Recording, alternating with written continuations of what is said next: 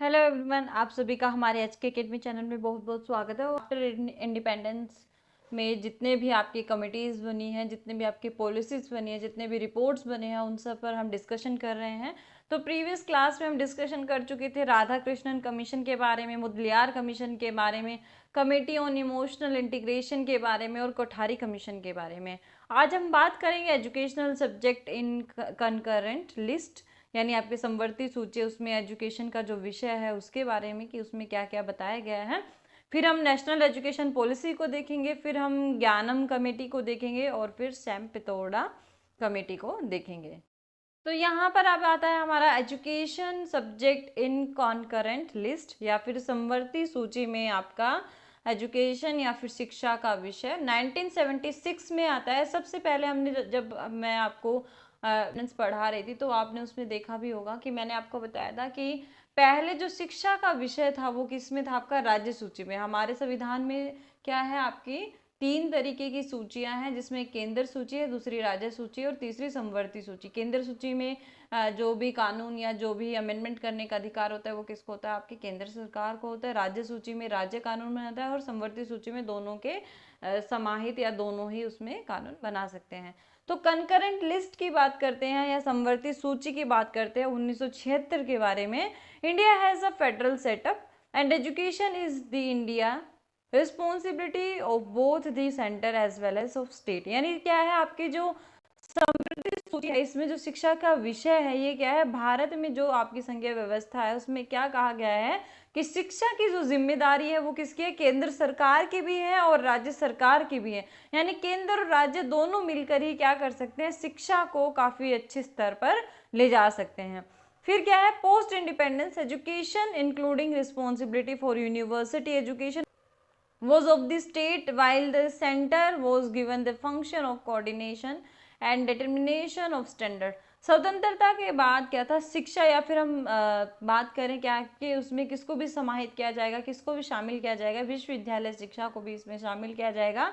तो सबसे स्वतंत्रता के बाद किसकी जिम्मेदारी थी, आपके राज्यों की जिम्मेदारी थी। लेकिन बाद में 1976 में क्या कहा गया कि नहीं, ये दोनों की जिम्मेदारी है, सेंटर की भी जिम्मेदारी है और आपकी स्टेट की भी जिम्मेदारी है। तो उसमें क्या कहा गया, जबकि केंद्र को समन्वय और मानकों के निर्धारण का कार्य दिया गया था, तो 1976 में क्या कहा गया, आपका 42वां संशोधन किया गया और शिक्षा को कंकरेंट लिस्ट में ला दिया गया। आपको ध्यान रखना है 1976 में 42 जो कॉन्स्टिट्यूशनल अमेंडमेंट होता है उसमें कंकरेंट लिस्ट में आपकी जो एजुकेशन का जो विषय है उसको शामिल कर दिया जाता है। तो 1976 में भारत के संविधान में समृद्धि सूची में प्रविष्टि 25 या एंट्री 25, 42 आपका कॉन्स्टिट्यूशनल अमेंडमेंट या संविधान संशोधन के माध्यम से शिक्षा के सभी स्तरों के लिए राज्यों के साथ साथ केंद्र को भी जिम्मेदारी दी गई है। यानी आपका जो एजुकेशन सब्जेक्ट है कंकरेंट लिस्ट 1976, ये क्या कहता है, इससे पहले जब हम भारत आज़ाद हुआ तो उस टाइम की बात करें तो उस टाइम सिर्फ राज्य सरकार के पास ही आपका क्या था, शिक्षा के क्षेत्र में कानून बनाने, पॉलिसी बनाने, सारा काम किसका था, आपके राज्य सरकार का। तो फिर लेकिन केंद्र सरकार सिर्फ क्या करेगी कि उनके साथ कोऑर्डिनेट करेगी और उनके मानकों का निर्धारण करेगी या फिर डिटर्मिनेशन ऑफ स्टैंडर्ड्स, उनके स्टैंडर्ड्स का डिटरमाइन करेगी। लेकिन 1976 में आपका क्या आता है, 42वां संविधान संशोधन आता है और जिसमें क्या कहा जाता है कि शिक्षा क्या है, सामूहिक तौर पर विकसित की जा सकती है या उसका विकास किया जा सकता है, जिसमें केंद्र सरकार की भी अहम भूमिका होगी और राज्य सरकार की भी अहम भूमिका होगी। तो यहाँ पे आपको ये अमेंडमेंट जरूर ध्यान रखना है, 42वां संविधान संशोधन होता है आपका 1976 में, जिसमें हम शिक्षा को समवर्ती सूची में शामिल कर देते हैं। अब आता है नेशनल पॉलिसी ऑन एजुकेशन। अब तक आपकी 3 NEP आ चुकी है। नेशनल एजुकेशन पॉलिसी आपका सबसे पहले आया था 1968 में, उसके बाद आपकी जो नेशनल एजुकेशन पॉलिसी हुआ थी 1986 में और वर्तमान में NEP क्या चल रही है आपकी 2020 चल रही है। द कटारी commission was followed by the national policy on education NPE of 1968 and 1986। जो कोठारी आयोग था को या फिर आपका राष्ट्रीय शिक्षा नीति कोठारी आयोग के बाद 1968 और 1986 की राष्ट्रीय शिक्षा नीति आई। यानी क्या है, आपके कोठारी कमीशन के बाद 2 शिक्षा नीति आती है, 2 एजुकेशन पॉलिसी आती है, एक 1968 की और एक 1986 की। इसमें उच्च शिक्षा के स्तर में सुधार पर जोर दिया जाता है, यानी आपको क्या करना है, हायर एजुकेशन की क्वालिटी जो है उसको इम्प्रूव करने का काम करना है। शिक्षा मोड द्वारा उच्च शिक्षा प्रदान करने का भी प्रस्ताव रखा गया। और इसके साथ साथ क्या कहा गया, imparting higher education by distance learning mode. और इसमें क्या है, आपका डिस्टेंस लर्निंग को भी क्या दिया गया, उच्च शिक्षा प्रदान करने का प्रस्ताव रखा गया। डिस्टेंस लर्निंग में क्या है, आपका कोरस्पॉन्डेंस लर्निंग भी इसको कह सकते हैं, कि आप क्या करते हैं कि रेगुलर नहीं जाते हैं अपने इंस्टीट्यूशन में स्टडी के लिए, लेकिन आप कभी कभार अपने इंस्टीट्यूशन में जाते, तो उसको क्या कहा जाता है, डिस्टेंस लर्निंग मोड कहा जाता है। आपको ध्यान रखना है। और आपका जो इग्नू है वो बहुत बड़ा सेंटर है, पूरे इंडिया में वो क्या कराता है, डिस्टेंस लर्निंग में आपकी जो डिग्री है वो आपको प्रोवाइड कराने का काम करता है। तो इसने दो चीज़ों पर ध्यान दिया आपका एनईपी ने। एक क्या दिया कि हमें हायर एजुकेशन जो है उसकी क्वालिटी, उसके स्तर का जो है उसका विस्तार करना है, उसकी क्वालिटी को बहुत अच्छा बनाना है। दूसरा क्या है कि हमें रेगुलर क्लासेस या रेगुलर डिग्री के साथ साथ हमें क्या करना चाहिए, डिस्टेंस लर्निंग मोड को भी अपनाना चाहिए। इसके बाद आता है आपका ज्ञानम कमेटी 1993 में गठित होती है। आपकी ज्ञानम कमेटी क्या कहती है, इसने अकादमिक उत्कृष्टता सुनिश्चित करने के लिए लचीलेपन और स्वायत्तता की सिफारिश की और डीम्ड विश्वविद्यालयों के अनियंत्रित विकास को प्रतिबंधित करने के लिए कहा, यानी it recommended flexible and autonomy for ensuring academic excellence. अगर हमें एकेडमिक एक्सीलेंस चाहिए तो हमें जो हमारा अकादमिक उत्कृष्टता है उसको हमें सुनिश्चित करना होगा, और उसके साथ साथ हमें इसमें क्या चाहिए होगा, लचीलापन चाहिए होगा, फ्लेक्सिबिलिटी चाहिए होगी, ताकि हम क्या है समय समय पर उसमें क्या कर सके, परिवर्तन कर सके। उसके साथ हमें रिस्ट्रिक्टेड करना होगा, रिस्ट्रिक्शन रखनी होगी, restricting the unchecked growth of deemed university, यानी क्या है कि आपकी जो डीम्ड यूनिवर्सिटी अनियंत्रित रूप से विकसित होती जा रही है उनके ऊपर हमें क्या लगाना होगा, प्रतिबंध लगाना होगा।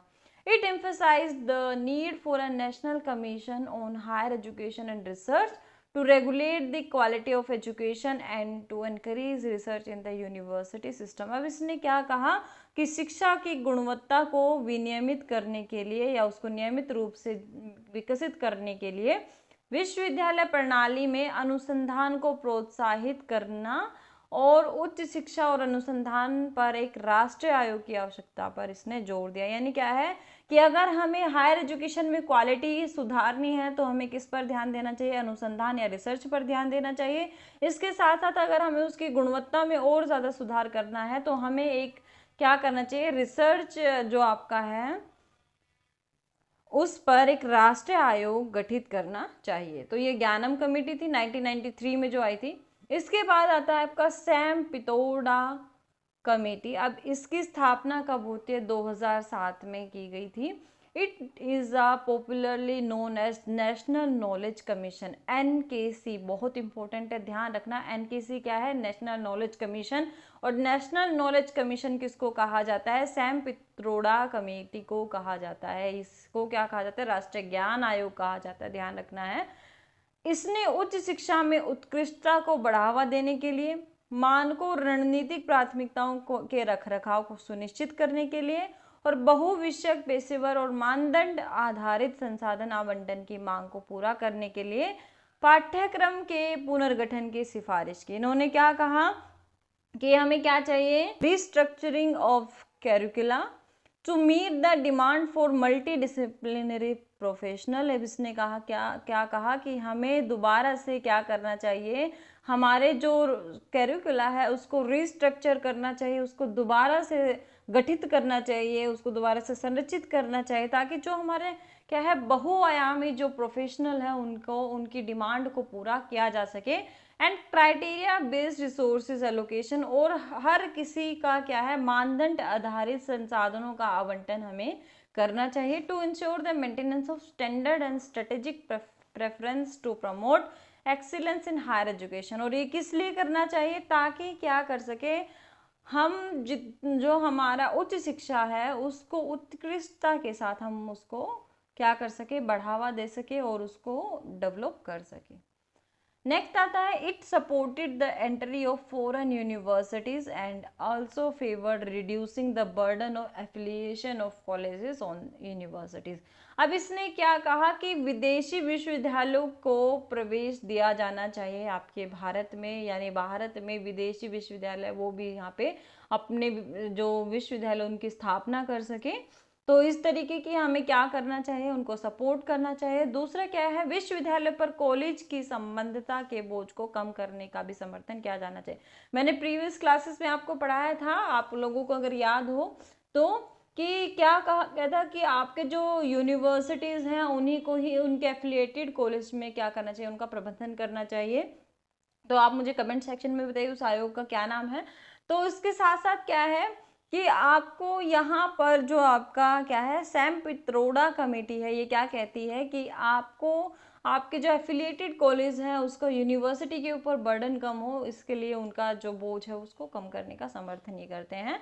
NKC recommended increasing the number of universities to 500 by 2015। अब ये क्या कहता है कि 2015 तक विश्वविद्यालयों की संख्या बढ़ाकर कितनी कर देनी चाहिए, 1500 कर देनी चाहिए, ये सिफारिश करता है आपका सैम पित्रोड़ा कमेटी। तो ये थे हमारे 3 और जो आपके इम्पोर्टेंट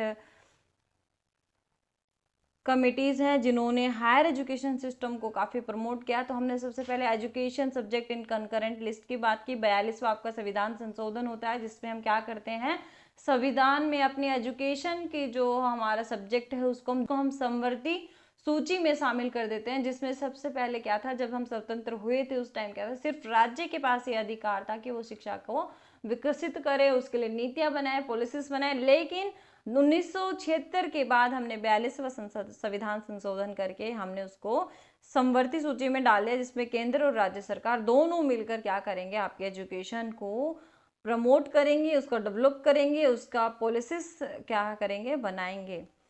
इसके बाद आता है आपका नेशनल पॉलिसी ऑन एजुकेशन। तो कोठारी कमीशन के बाद आपका नेशनल पॉलिसी ऑन एजुकेशन आता है 1968 और 1986।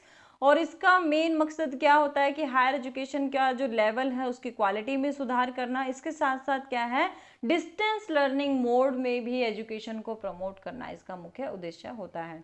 फिर हमने ज्ञानम कमेटी देखी 1993। तो ये क्या कहता है कि हमें अपना जो हायर एजुकेशन का सिस्टम है उसको फ्लेक्सिबल बनाना चाहिए, उसको ऑटोनॉमी बनाना चाहिए। इसके साथ साथ क्या है कि जो डीम्ड यूनिवर्सिटीज अनियंत्रित रूप से विकसित हो रही है उस पर भी हमें क्या करना चाहिए, प्रतिबंध लगाना चाहिए, पाबंदी रखनी चाहिए।